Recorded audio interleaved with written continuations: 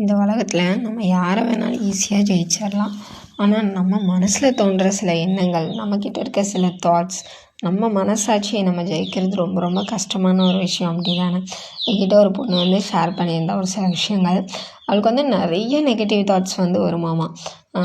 அக்கா, நான் சும்மா தான் இருப்பேன், வீட்டில் நான் தனியாகவே இருப்பேன் வேலையை முடிச்சுட்டு, எனக்கு திடீர்னு நிறைய நெகட்டிவ் தாட்ஸ் வரும். அப்போலாம் யோசிக்கக்கூடாதுன்னு நினச்சாலும் எனக்கு அப்படிலாம் தோணிகிட்டே இருக்கும்க்கா. அதனால என் நிம்மதி போச்சு, தூக்கம் போச்சு. ஒரு மாதிரி எப்போவும் யாராவது என்னை சைக்காட்ரிஸ்ட்டை கூப்பிட்டு போக மாட்டிங்களா அப்படிங்கிற மாதிரி எனக்கு ஒரு மனநிலைமை இருக்கும். அப்படி ஒரு இதில் இருப்பேன். என்ன அவளுக்கு தோணுன்னா, அவளுக்கு 2 குழந்தைங்க இருக்காங்களாமா.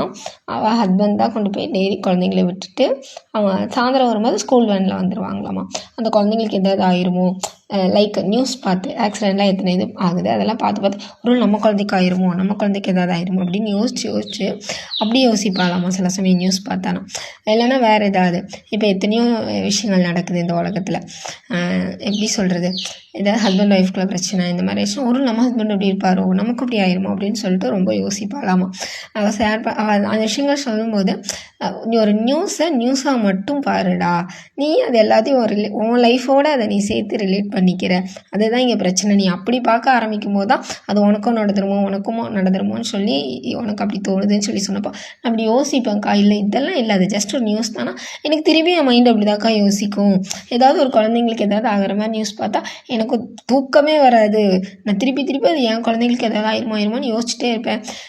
சில சமயம்லாம் எனக்கு பேசாமல் குழந்தைங்களோட நம்மளும் போய் ஸ்கூல்லே உட்காந்துக்கலாமா, நம்ம அதுக்கப்புறம் குழந்தைங்கள நம்மளே பத்திரமா கூப்பிட்டு வந்துக்கலாமா, மன நிம்மதியாச்சும் மிஞ்சுமே அப்படிங்கிற மாதிரி எனக்கு தோணுக்கா அப்படின்னு சொல்லி சொன்னான்.